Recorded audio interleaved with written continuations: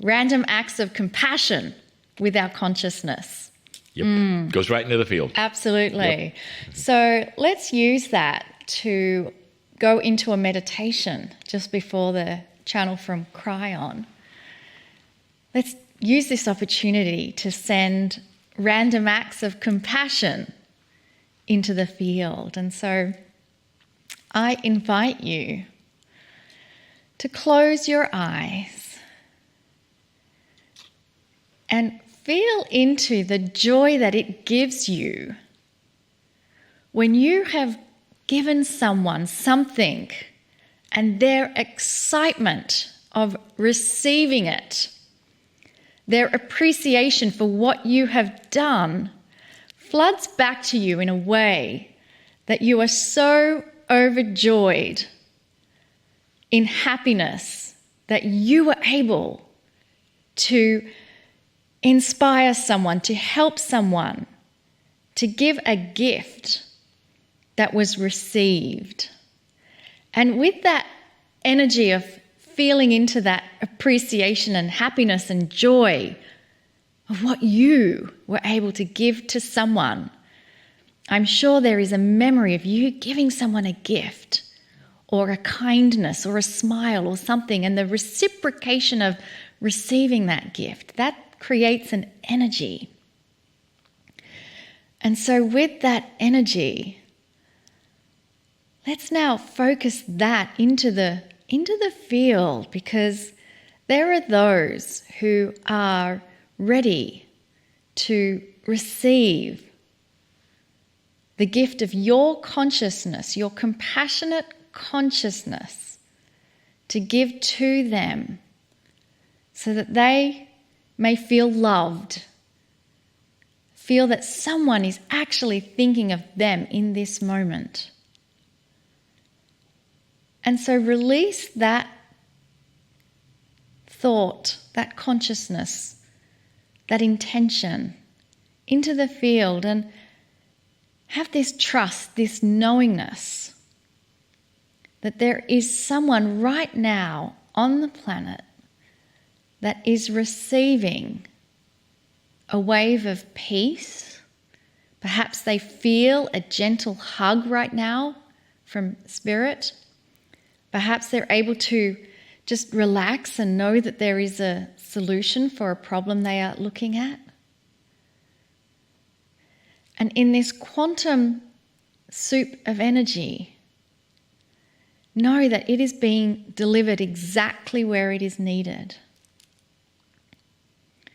And so there is nothing more to do except acknowledge the joy that this moment has brung to you. And with this attitude of gratitude, let us now move towards the messages.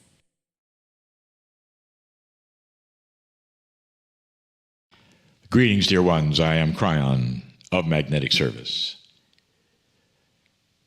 This is the 4th channel of the month, and in this we complete this particular series of what I have loosely called timing. We have done many channels on timing before. The ones this month we have said is a drilling down for some specifics of things that we have discussed in general before. There are so many layers when it comes to that which you call timing. The irony of that is that when you get to the other side of the veil, time is not what it is for you. Time is in a circle for us. And the circle becomes smaller and smaller until it becomes a dot, you might say.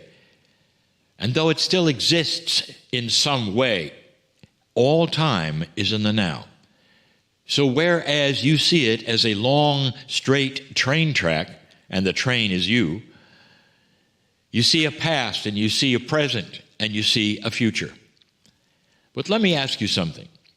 If that train that you see, that used to be in the past, and is traveling right now, and is going to the future, if you see that in your mind as a straight track, would you be aware that there is no now, because that train of yours is always moving from the past to the future?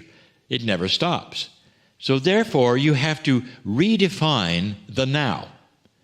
The now is similar to us, always in motion, moving from one state to another. If you take that train that is a straight track and you move it into a circle and you make it smaller and smaller, then the train simply goes around the same circle. That is as an explanation of how we see you and how time works on this side of the veil.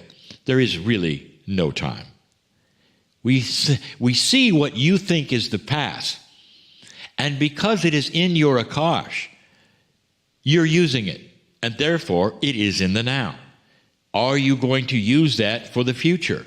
The answer is yes, and more things that you are learning every moment in the now.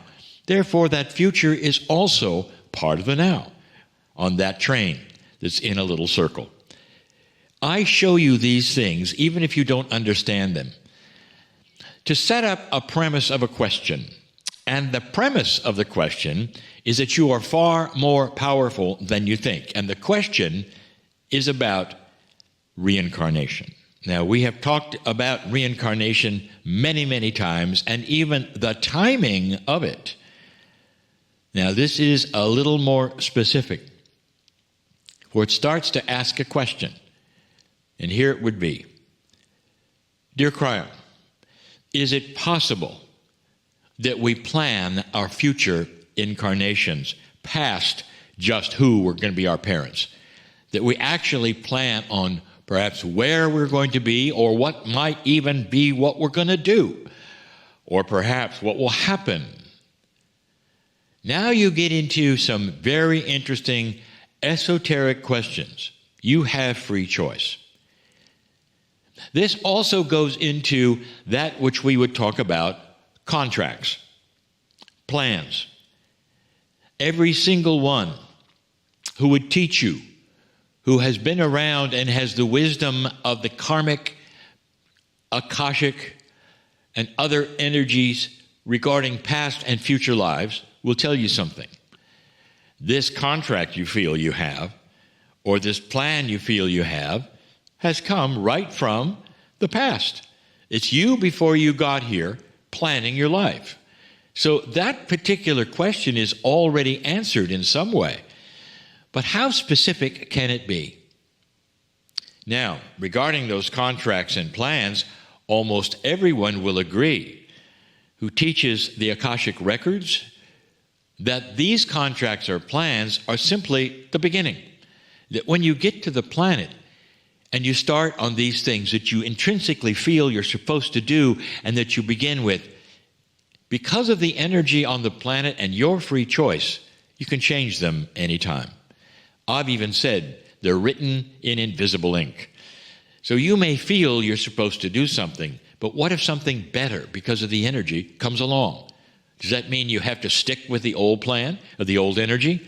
Or can you move that contract doing something completely different and feel good about it? The answer is yes. That is always, always your choice.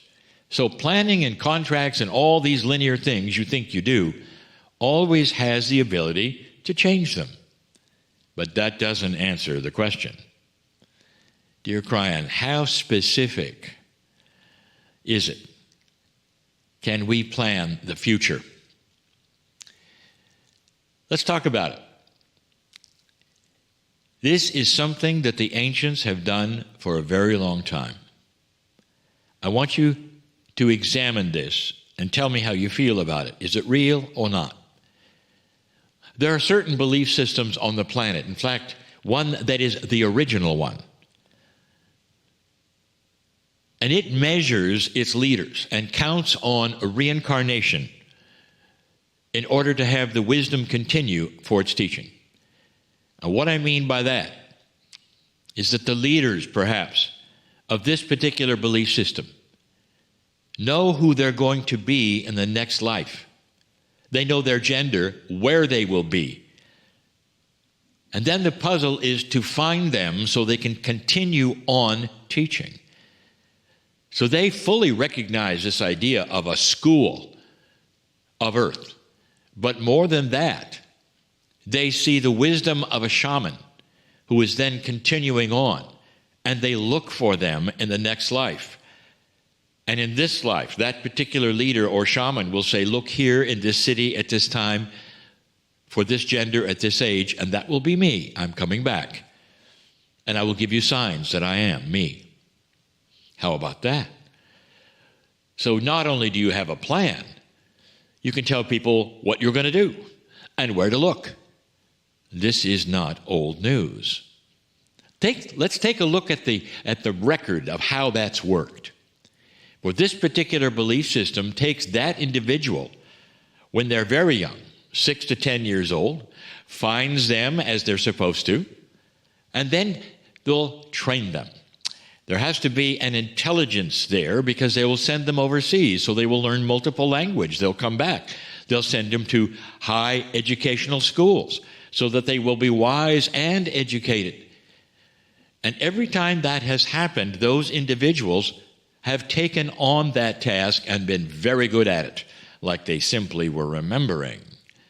What are the odds that if this was random, that you would have somebody who could do that? And that's what I want to show you. It works. Other belief systems that are similar to that have chosen the Rinpoches in the same way. They go to the village and they look for the children who are reincarnate Rinpoches. Those are leaders. And they train them and they teach them in the same way. This is a system of planned reincarnation, and it works. So let's go back to the question. How specific does it get? And the answer is as specific as you want. Dear one, old soul, listen to me. We have now new tools of working with the soul in this new energy that mimics even what the shamans were able to do so long ago. I would like to tell you that your intuition right now, as you live here, may very well come alive with what you may do next. And what happens to you this time, when you go to the other side of the veil, will then temper what you do the next time. It's starting to be a lot clearer for many who say, I'm going to come back and I want to be in this culture or that culture, I want to do this and that. And that goes into the field, into that Akashic planning. It's almost like you are, again, giving a menu to what you will do next time. The gender you will be, where you will be, and what you might accomplish. And it could even be continuing what you're doing now. There have been so many cases where those creatives have done this, especially those in music, where they will come back into the planet and continue where they were. And someone will look at their work and their compositions and say, that looks a lot like an old master. You have the same phrases, you're working the same way. And they may wink at you and say, well, that's how I feel too.